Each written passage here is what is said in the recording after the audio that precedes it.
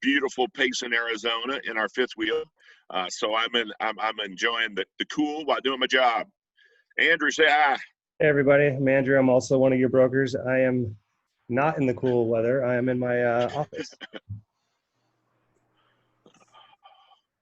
And of course, the ever lovely and effervescent Kelly Olsasser putting us, Harris, I'm sorry, I forgot she got married 7 years ago, putting us all together. So let's get down to it.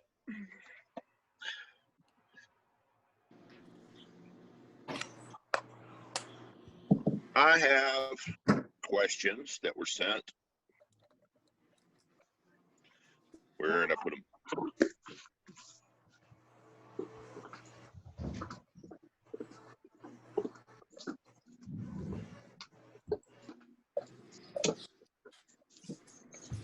Yeah, we have a list of questions, JD, that people asked. I think they wanted to get into a little bit here. Let's see.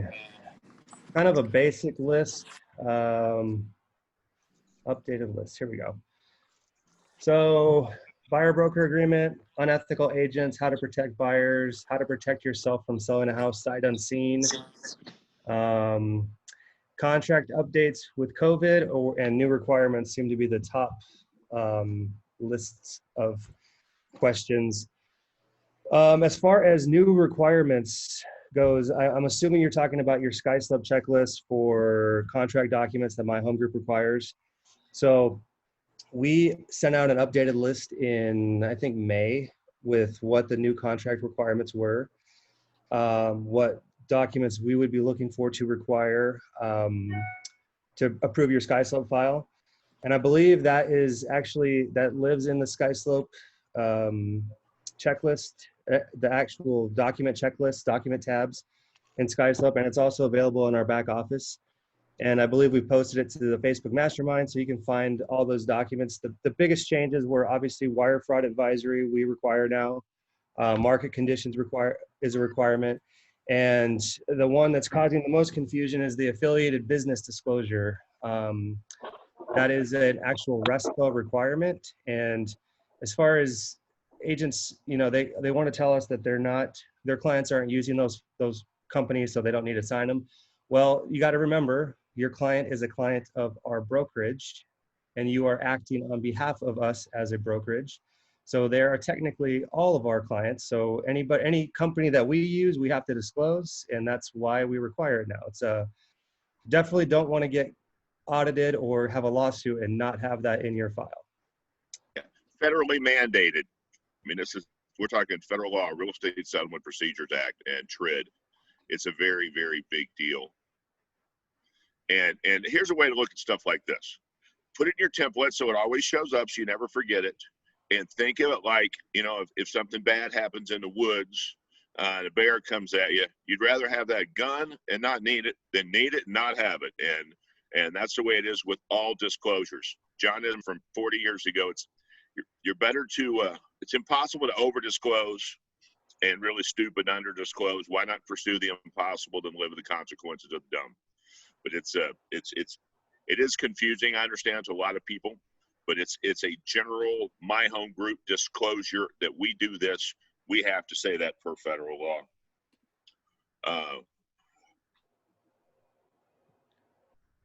Yeah, does anybody have any questions on that affiliated business disclosure and why it's required or what it's asking, or just how to present it to your clients? Any questions on that? Because like John said, it's a very important form for us as a brokerage, and for you as an agent to be covered just in case. I mean, like John said, you never want to have to need something and not have it in your file, especially a simple disclosure like this, that I would say it's pretty easy conversation.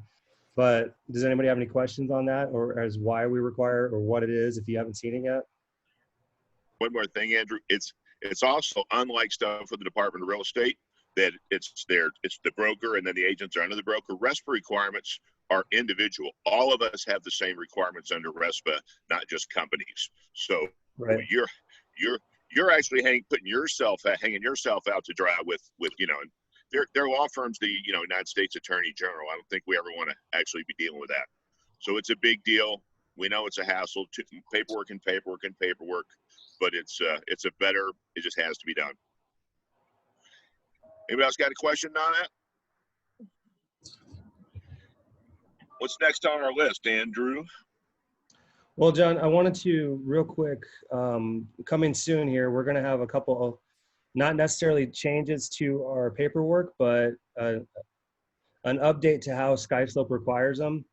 So as a company, we talked with the closing department and the brokers, and we all got together and discussed what the top issues were with getting files paid out in a timely manner. And some of that was documents not being in the file that were a requirement.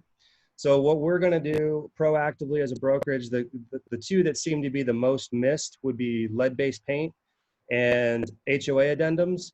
So we're going to require those for all files. It's going to come up red, and for you to just process it quickly, just upload a PDF or make a note letting us know that there is one there, and when we're approving the file, we will unrequire it. But we're having such an issue with ones that actually need to be there not being there. We're going to have to be proactive about it and put that as a requirement in our SkySlope file. So that is going to be a change coming, and that's specifically for expedite paying our agents. So We just want wanted you to get paid. on that. Also, tailing on that, if you add anything under the addenda, which is not a required because they're not always required on everything, if you add something, then that you've made that required. We don't know. We're in our process cannot go back and add it as a requirement every time. That just makes us keep going back and forth, and we spend too much time on SkySlope. So if you add another special addenda, anything that's not listed on the list in section 1, line 37, 38, 39, I believe. Then if you add it as an addenda, you have now made the requirement, and we cannot release your check until you get it. Also, never the MCA, marketing condition advisory, affiliate business arrangement, those are disclosure are absolutely required. They never, along with agency disclosure, should be listed as addenda to the contract. Those are direct disclosures between my home group and our clients. They're superfluous and may actually create potential issues down the road, because if you do that, they have to be fully executed by all parties. So never make MCA, agency, or the ABA an addendum. If you do that, it definitely becomes a requirement, but you elevate the requirement till it has to be signed by all parties. And we do not want to hold your check up after that. But if it happens, you did it to yourself. Correct.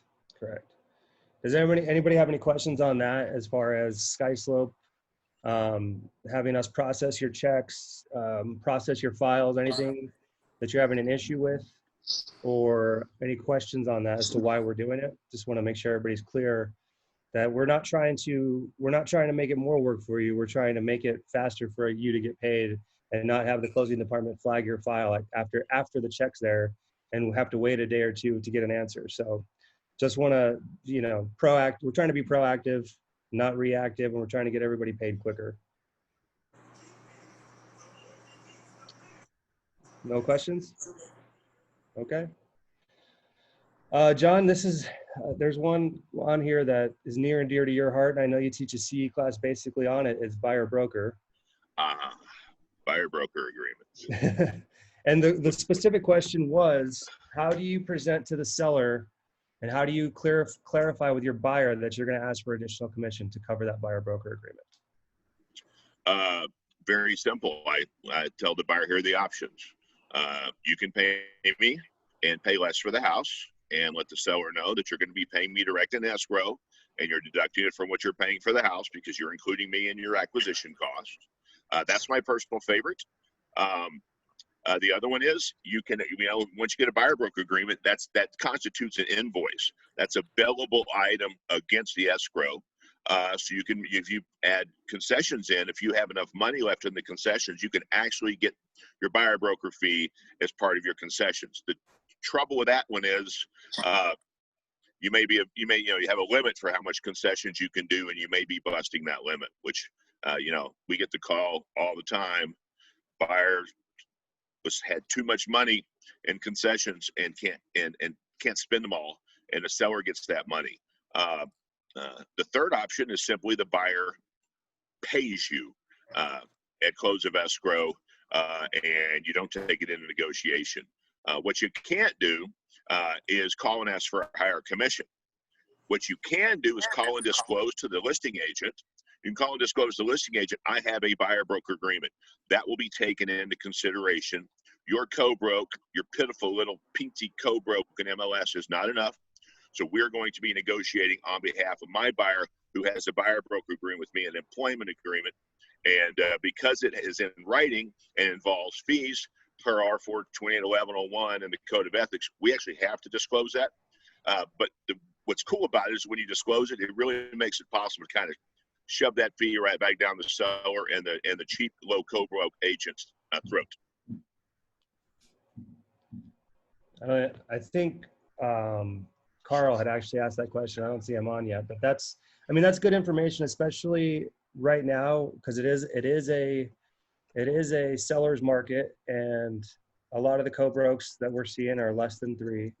So if you have a buyer broker agreement between you and your client, you can legally, at that point, attempt to get the seller to pay that closing cost, which is a buyer closing cost at this point, and the buyer's obligated to pay you. But if you have it in writing, that's the only way you can do it. So the long-term goal needs to be to get rid of co-broke.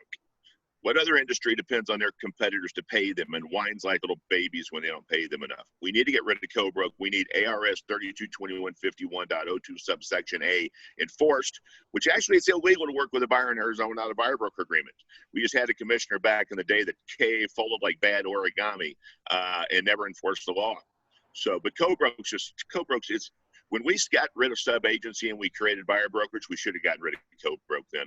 It causes so many hassles, and it makes people behave unethically, because a 3-word definition of a fiduciary is client before commission. Your absolute duty to disclose. It's not like you cannot show a house. Get the buyer broker agreement, and let's all fight to get rid of co-broke, because then buyer broker will be the standard. It'll also elevate our level of service, because if buyers think they have to pay us, they're going to be a lot more picky about who they buy a house from. They might actually interview agents and pick the best like sellers, because a lot of buyers, pick their agent the way a frat boy picks a girlfriend. Whoever happens to be there at last call, they'll do, and it doesn't always end well. It's so cute. That's true. John, it really is. There's a question in the chat. Pool fence required to sell a house with a pool. What are your thoughts on that? That really is a double-edged loaded question. The absolute literal answer is no. The real person to ask that question is your insurance agent. The one thing you absolutely cannot do is, if you have a house with pool safety equipment installed and it's been disabled, you need to re-enable it. Because one reason, just basic safety when the house is being shown. I've had 2 kids fall in pools. I've also taken this very seriously, because I've only seen a couple of people die in front of me, and one was a 5-year-old that drowned. I was 17. It's one of the hardest memories of my entire existence. So it's for health and safety and for liability. You're never smart to put a house on the market with a pool without pool safety equipment, because you have to assume people will be showing that house with children, and you're taking the risk. If it's disabled, it has to be fixed. That's even something, if the buyer doesn't ask for pool safety equipment to be fixed on the Benzer, I'd fix it anyway, because that's just not a phone call that we want. But in pure law, it does not have to have a pool fence. The burden falls on the buyer. Thank you, JD. Appreciate that. Let's see, what else do we got here? Anything new, John, that you're seeing with COVID? Anything changing? I haven't seen anything really changing or delays happening. What I've seen is, due to the interest rates, I've seen a delay in appraisal and getting appraisals and receiving appraisals, and appraisers taking jobs, but I haven't seen any recent COVID cancellations. Have you, John? I haven't seen any. No, and nothing is going to change with COVID for a long time. Bottom line is we need to acknowledge it's an issue because it can be spread by sharing common spaces or touching common things, which Yep. means we need to present the COVID addendum. It's not mandatory and required that you get it signed, but you definitely want that some evidence that you gave it to the people. And this is really, really important. I ran this again last week, and I don't understand why people are having such a hard time with this one, because it doesn't just apply to COVID. Article 1, which is the fiduciary, fair and honest part of the Code of Ethics, Standard of Practice 116 clearly states you cannot access a property other than as instructed specifically by the seller. What that means, if the seller makes annoying rules, like, I've had people say, seller says you can't show the property till you get a pre-qual from my lender. It's the seller's house. I think that's an idiot thing to do, but they're absolutely allowed to do it. If the seller says mask, gloves, booties, and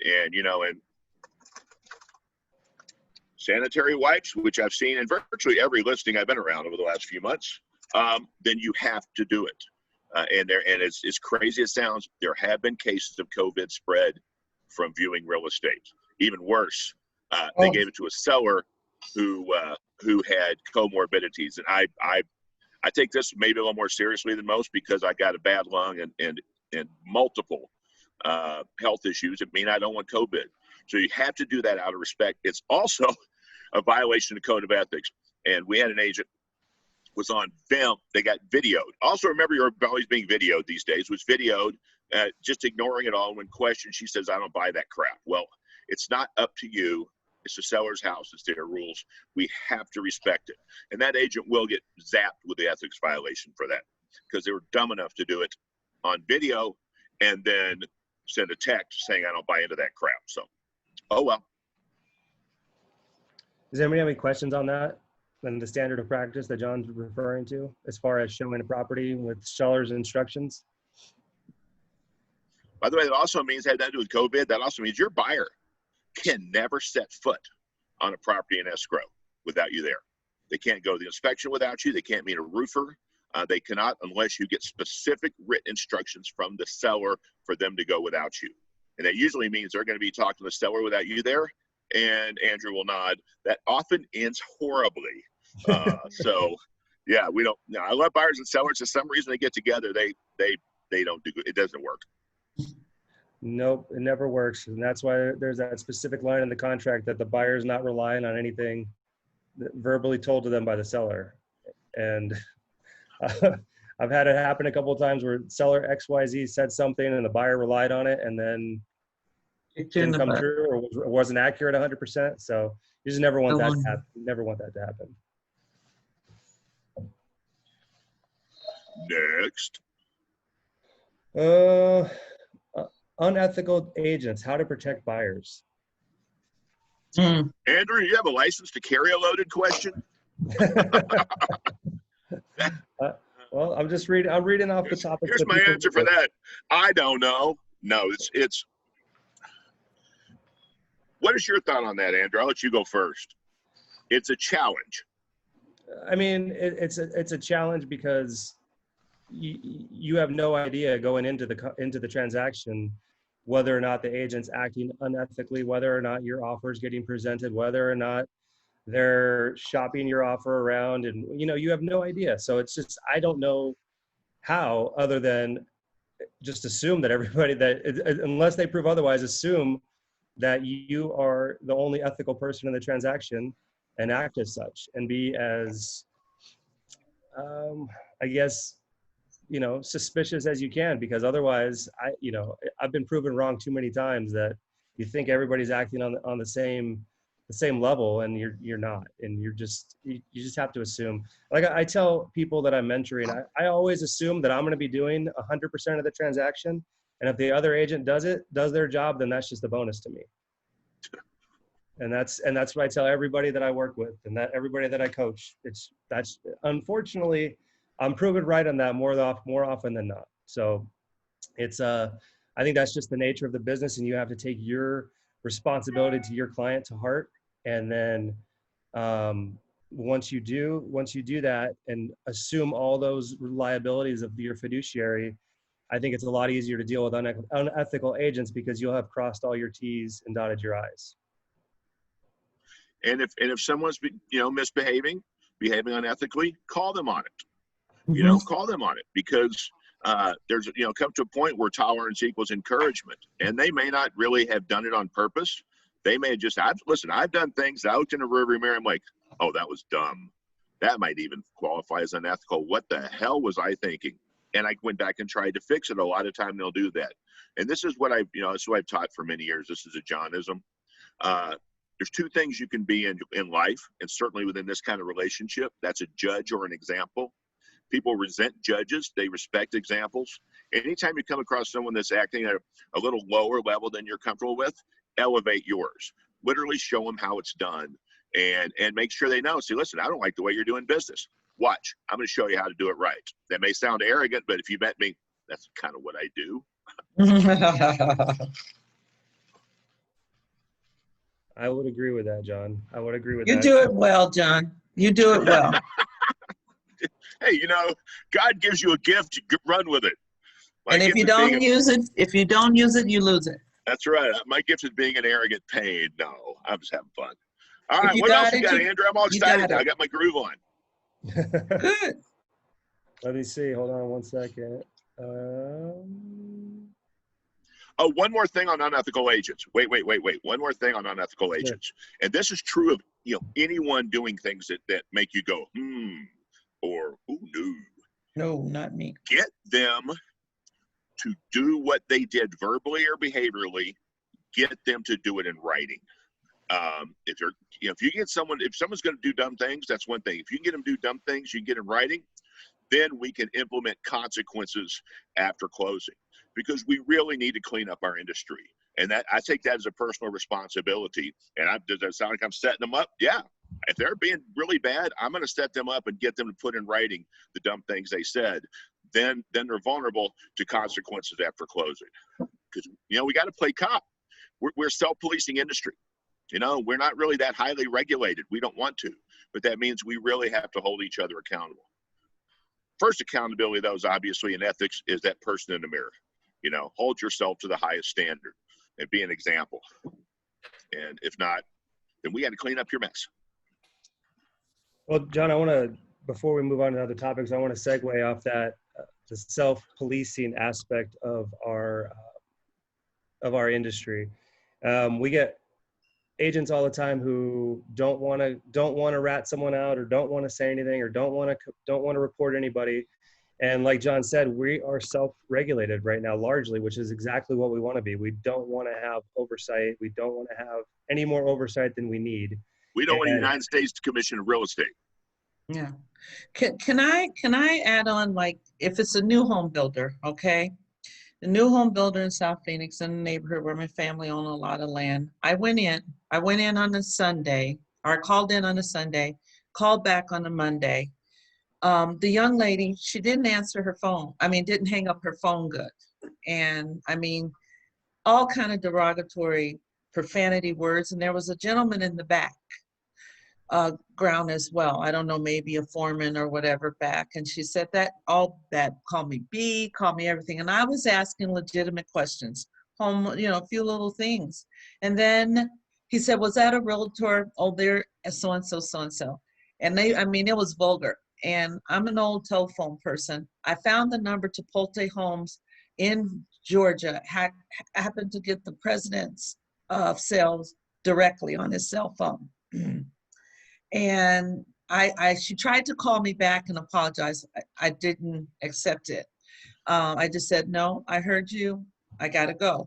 And then the big guy, I got a hold of him and I shared with him. Later, the Phoenix representative called me.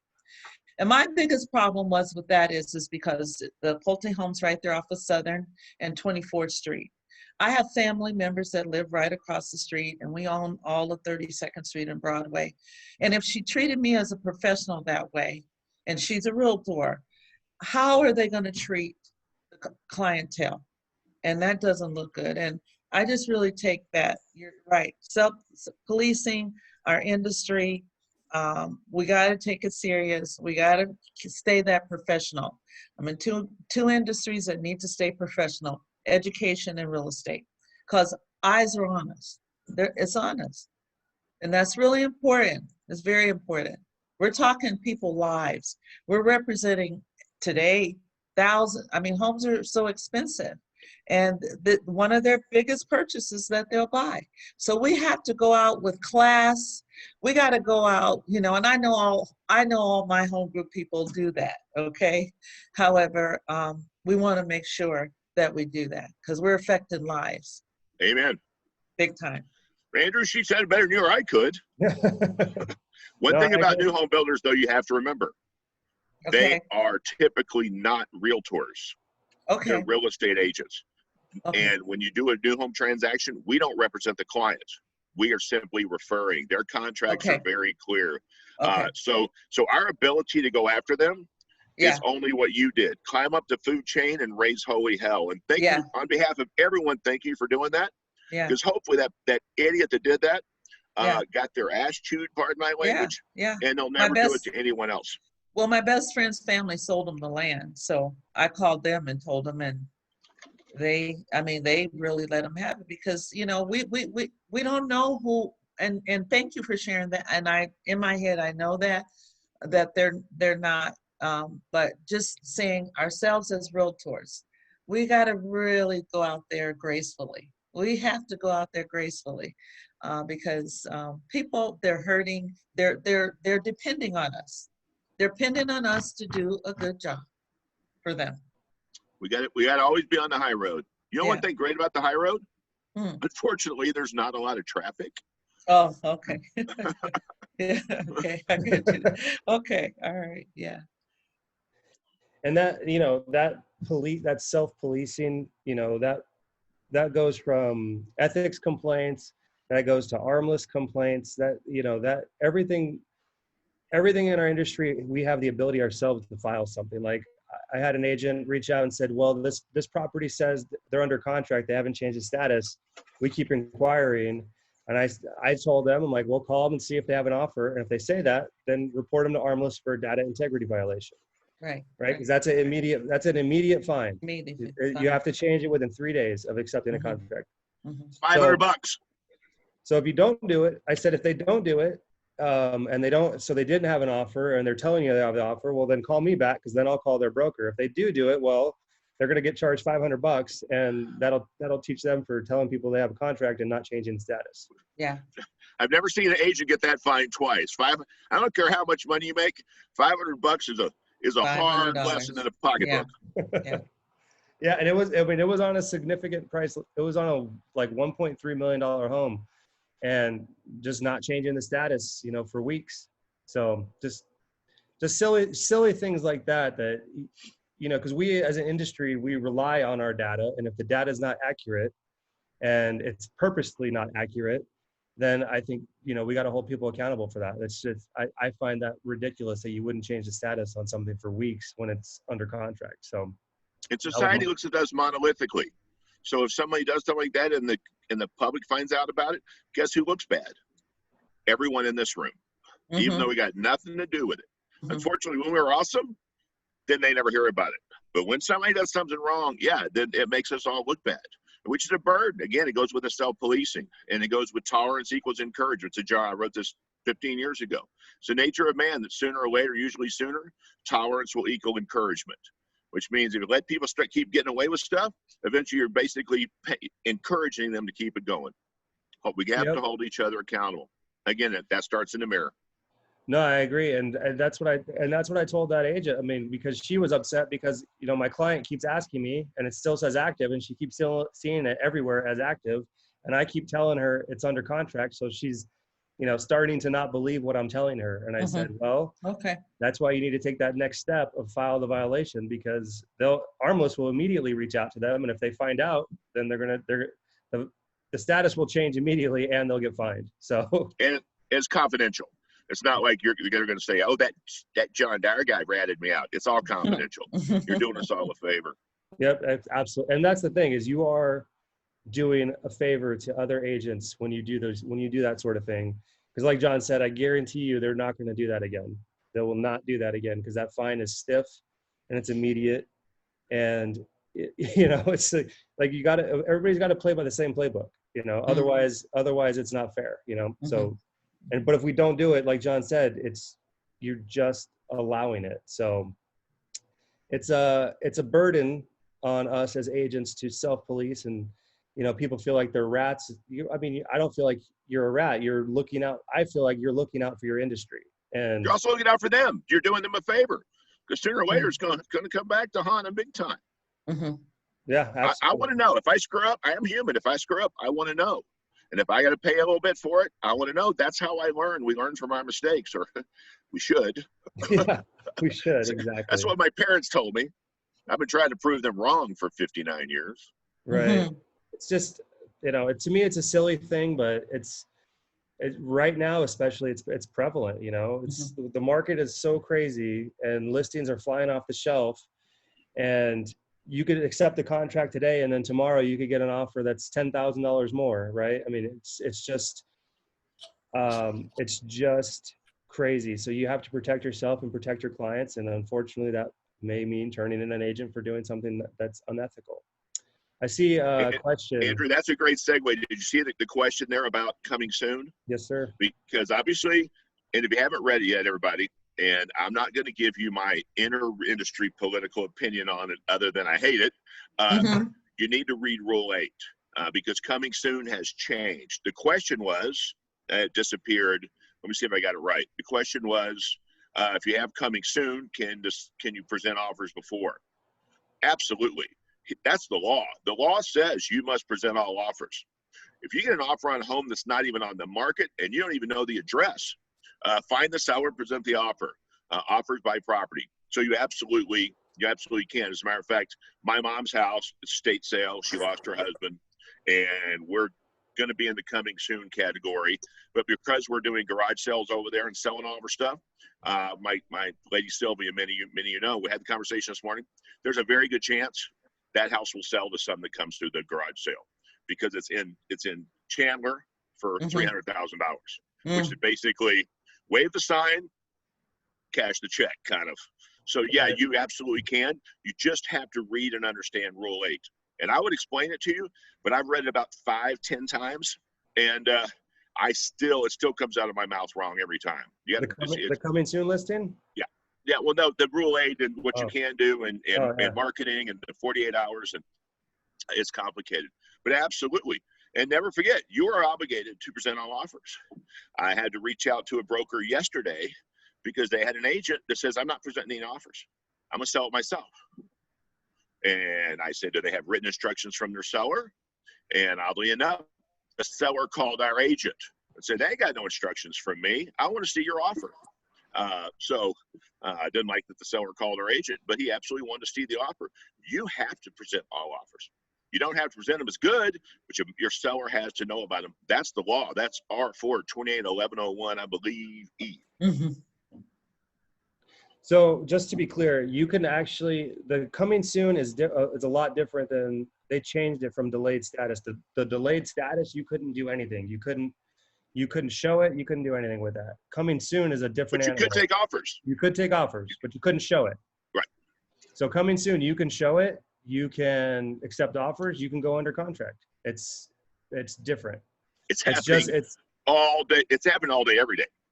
Nobody's making it to the end of coming soon because the inventory is, by the way, the last time we had the inventory this low, I was managing a Caldwell Banker office in 1989.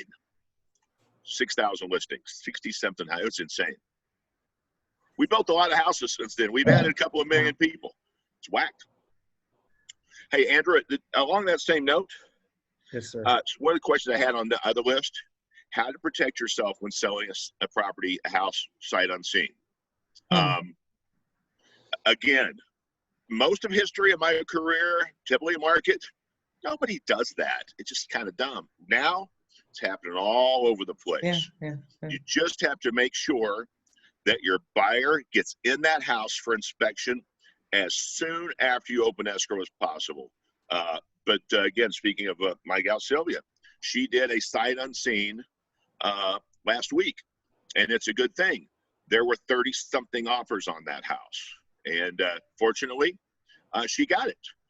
But it was, they literally, no one was seeing the house, and they're like, we're not letting anybody in until we get a contract, because the sellers was like old, and they really didn't want inconvenience. So it's an interesting game, but make sure your buyer knows what they're doing.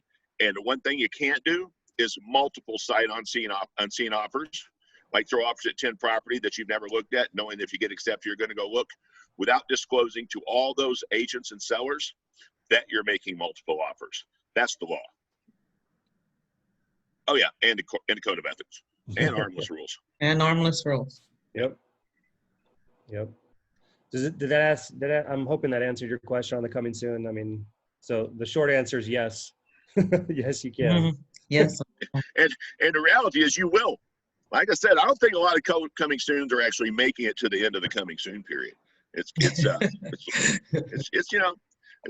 I've been through this before, but even in 2005 and 6, it wasn't like this. Mm-hmm.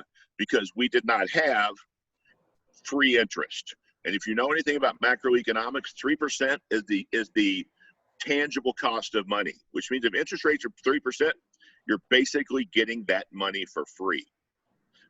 So that is, that is driving this market into a whole different level of insanity. And fortunately, we have an interest rate insanity instead of corrupt, unethical, cheating, lending fraud, and all that insanity that led to foreclosures. We're not doing that again. Thank God. Monica, what part did you want us to repeat?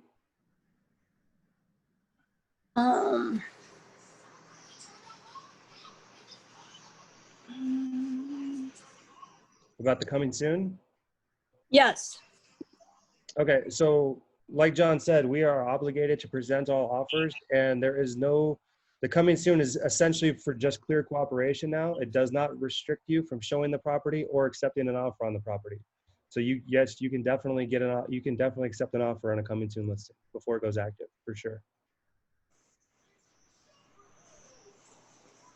And the requirement is once you market that to I'll just go the general rule of thumb for coming soon. Once you market it to the public, it needs to be active within 48 hours.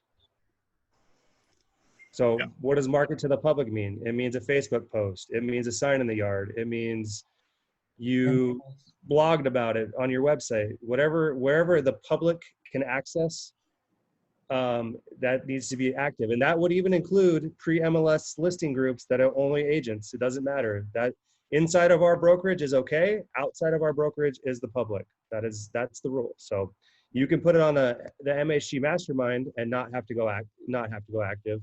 But as soon as you go outside of my home group, or if one of our agents shares it, then you're going to have to go active. So watch for my mom's house, because I'd love my home group agent to sell it if Sylvia doesn't sell it herself. It is gone. There's absolutely nothing for sale in her neighborhood. All right, what else? I think that's probably the biggest one. I mean, I have a question on coming soon still. Sure. So if somebody accepts or takes into consideration an offer that was presented while it was coming soon, then waits over the 48 hours to bring it on active, are they able, and then they accept that offer from coming soon, at what point is it, I don't know, I guess I'm getting confused here because I'm trying to acknowledge that they don't want any showings until it's active. But if I'm not able to go see the property with my client and my client doesn't want to do a sight unseen offer, I'm just wondering like how I can even have a chance, in that situation, if they're already accepting these offers while they're in the coming soon status. You probably don't have a chance. You don't. That's You're gonna be late. You're gonna be late to the game. You're gonna miss the dance. And your buyers just need to understand that. And really, we just have to explain to our buyers, this is not normal. Everything we're dealing with is anomalous. And I'm pretty sure I'm the only person in this room that's been doing this as long as I have. It's a little bit bizarre. So all the traditional norms just don't apply. It's kind of like with this virus thing, you know, it won't last, but buyers have to be ready to stick their neck out a little. Yeah. Yep, I would agree. So they would have to, they don't have to make it go active when they accept the contract, but the requirement to change it to under contract is still there. They would still have to accept the contract and change the status of that listing from coming soon to either UCB, CCBS, or pending, whatever their preference would be, but or whatever their seller told them about accepting backup. So that requirement is still there if they accepted something. So they would have to change the status. And that's the armless rules too. So did that clear things up for you? And probably not the answer you wanted, but that's the reality of the situation. No, I definitely understand. I think I have seen just a few listings that have gone over the 48 hours. So just you bringing it into perspective that should be what they're doing. I think I've come across some that aren't. So 48 hours, it's 48 hours active, but it's 3 days. So 72 hours to change status. Okay. So once you have a contract, the requirement is 72 hours. You have to have changed the status. By the way, while we're on that subject, this is one of the most common things that I deal with, and Larry deals with, Andrew deals with. Make sure when you extend escrows, you go in MLS and extend the closing. Yes, because every day, multiple times a day, we have to go in as a broker and reactivate it. Then you have the pain in the neck of having to go back in and re-enter all that pending UCB, other agent stuff, because we can't go back and repend it for you. We just have to put it back on active. And if you let it go more than 7 days, closed when it didn't really close, then you got to go to Armless and ask them to do it for you. So always make sure when you get it done with an extension, hop on MLS and double check the closing date, because it's you don't want to deal with it. It's a pain in your neck, it's a pain in our neck, and then also it becomes a data integrity issue. Yep, absolutely. We got a question, John. Do you think there will be big changes in the market anytime soon? Foreclosures, short sales? I see no sign. Anthony from Lawyers Peanuts put out a thing the other day that no, we have no delinquency issues. We will have I don't think it's going to affect the market because of inventory. We will have a bust in inventory and maybe some foreclosures by landlords who got ripped upside down because of the restrictions on evictions of people. Yeah. But that could not actually be enough properties to do anything but give us a little inventory, which I would love to see a little inventory right now for everyone's sake. So I don't think so. Now, let's be honest. Everything gets weird after a midterm presidential election.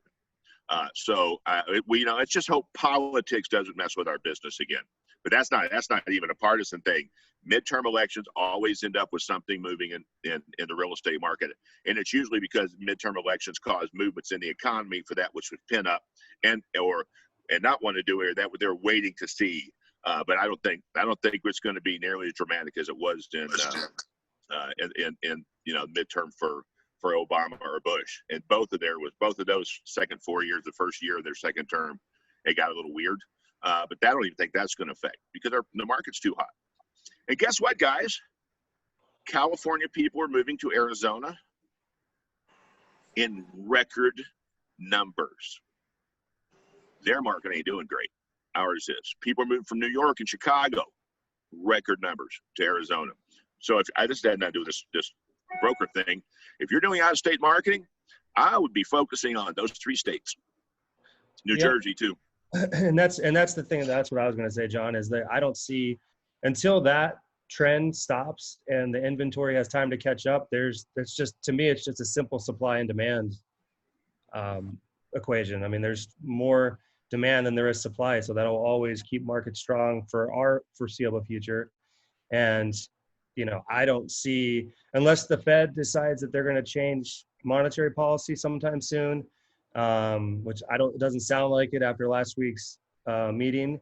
Unless there's something, it's going to take something drastic. Like I thought COVID would do it, but that didn't do it. And that was pretty damn drastic. Yeah, I'd say. So it's going to take some kind of drastic movement in the financial sector, or people stop moving here. I mean, one of the two things has to happen, because right now there's just not enough houses for everybody coming, and that, you know, that's a good thing for us as agents. You know, it means the market's going to keep continuing to cycle, and I just don't. At this point, it's hard for me to imagine a scenario where that stops in the next quarter, 2 quarters, 3 quarters. It's going to, you know, there's just not enough houses. So, I mean, I think that's, as long as that stays true, we're going to have a strong market. So, and interest rates. I mean, interest rates, 2 years ago in 2018, I bought a house. My interest rate was 4.75. I'm refinancing right now to 2.85. So, I mean, and I thought my conventional loan back then was pretty cheap. So now it's, until that changes, I mean, it's insanity. I mean, that equates to like a $400 or $500 a month difference. 5% is cheap money. Historically, 3% is free money. Math. So until those things change, I don't see our market stopping. I mean, we're very, very insulated here in Arizona from other market sources or market changes. So the national narrative on real estate doesn't necessarily apply to Arizona, and definitely not Maricopa County. I hope that answered that question. I mean, but you know, again, Tucson doing good. Tucson's tearing it up too. You know, John and I don't have a crystal ball, and like he said, election years are always strange. Things happen. People wait to see what happens, even though it's going to have no market effect on the short term. So, you know, we'll see what happens, but I just don't see anything changing as of right now. Anybody else have a question on that? We're getting close to the end here. Does anybody have any general question for us? Any things you're dealing with? Any things you're seeing? Anything that you'd want to answer to? I see Kelly asked and answered another question. Tough to do a 1031 exchange. What do you think? What's that? Why are you saying it's tough? I couldn't get on my computer. I'm trying. 1031 exchange. 1031 exchange is actually one of the easiest deals you'll ever do. Just people have to understand that they're in a sleight of hand switch a buyer at the end, but it's locked up money. It's money they have to commit, or they pay taxes on it. The important thing to remember is don't write a clause, use the additional clause addendum. Every property. Yes, 30 yes, offers. absolutely. Additional clause addendum is the most underused document that we have in real estate, and agents don't even realize that it exists until they call me and ask. And it's so powerful for a multitude of reasons. Because I wrote half of it. Congratulations, JD. And, you know, we're seeing a number of things fall out of escrow. And the simple fact is because buyers do whatever it takes to get the contract. Bring that offer. Mm-hmm. And then they have what's called buyer's remorse, right? They're like, why did I pay that much more? Why did I waive that? Why did I do this? Why did I sell as is? Why did it, you know, why? So I've advised agents that additional clause addendum has a backup offer checklist, check mark, right? And that backup offer states that you don't have to renegotiate your offer if the seller signs that, unless you, as the agent, specify in writing that it's withdrawn. Once they notify you that property is back on the market or that contract's canceled, you are immediately in first position, and that is considered day of delivery, and your next day is day one. So you do not have to renegotiate anything. Your contract just slides right into place. And during these times, like, I don't see any reason why you wouldn't want to submit that, because you just never know. You know, you just never know what's going to happen. And you don't have to renegotiate. And as a seller, I would love to have that, because that, you know, I don't have to track down, as the listing agent, I don't have to track down the buyer's agent and ask them, hey, is your offer still good, still on the table? No, I know it's good. Unless you wrote me an email saying it's no longer good, it's still good. So, I mean, it adds certainty for the seller. It adds certainty for that buyer. You know, it's just, to me, it's a very underutilized document and underutilized piece of in your toolbox. I mean, Andrew, let me answer this question. The form is the additional clause addendum. Yes. It also has, you know, I'm seeing people do appraisal waivers in clauses they write in contracts that makes me sick at my stomach. They're written so badly. There's an appraisal waiver contingency. Everybody just today, just for fun, pull up the additional clause addendum. If you never, a lot of people never heard of it till I tell them about it. And they're like, oh my God, this is great. Because they just simply check a box initial and it covers several of these things that are common, but not standard. Well, it also covers, I've had people ask me, well, my client wants to buy all cash, but he wants an appraisal. Well, if you read the contract, if it's cash, section 2 is immediately null and void. It doesn't exist. The additional clause addendum, you can put back the appraisal contingency for a cash deal. Put it in there. And Yeah, 968 says if this cash sale, go to section 3. Yep, exactly. So that's, I mean, it's just, it covers a lot of bases. It has a lot of good clauses on it that are, you know, agents ask us for all the time. And it's already written by AAR and it covers a lot of bases. So I would take a look at what it has and get on that one because it works really well and it covers a lot of things. So anybody else have a question on that? On what, you know, like I said, go look at it and see all the bases it covers because it covers a lot. And you're going to go, well, I could have used this on that deal, and you'll be ready to use it on the next one. Yep, exactly. Exactly. And that's and honestly, that's the only proper way to write a backup offer is to include that addendum and make sure that it's binding because if not, then you have to renegotiate those terms and have them resubmit a contract. So that's the best way to do it. So Anything else? Anybody have anything else? One more? No, looks like that's it. I think that's it for today. And if anybody has any questions, you can always email us. You can email me, Andrew@myhomegroup.com, or John J. Dyer @myhomegroup.com.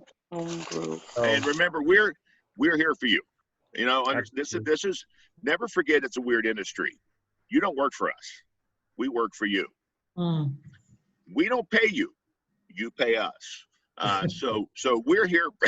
We're here for you. It's good to see everybody well. Stay well. Be safe. Be smart. God bless you all. God bless America. Just thanks for spending some time with us. I hope it helped. Thank you. Thanks, guys. Thank you.